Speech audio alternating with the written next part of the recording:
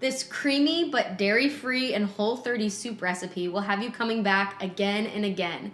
Skip Olive Garden and make this 5-star Whole30 Zuppa Toscana at home. Hey there, I'm Molly Thompson from What Molly Made. Welcome back to my kitchen where we make good food that makes you feel good too.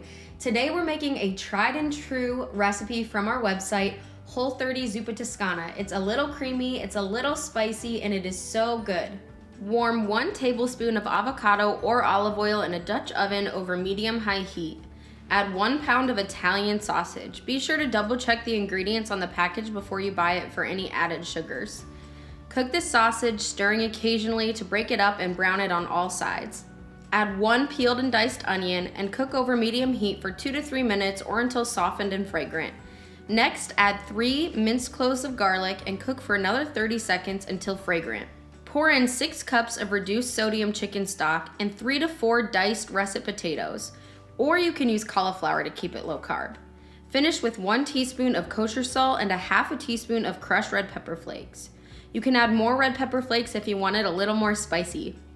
Turn the heat up to medium-high and bring the soup to a boil uncovered until the potatoes are fork tender, about 10 minutes.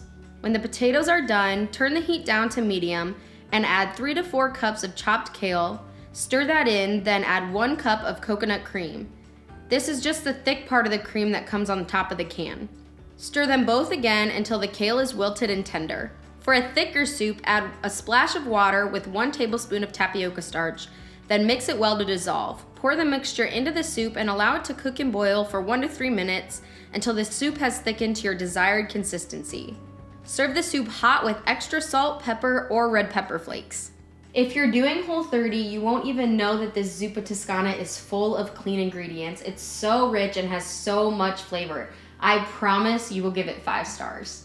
Thank you so much for joining me in the kitchen today. If you want to keep cooking with me, check out this yummy Instant Pot chicken noodle soup recipe.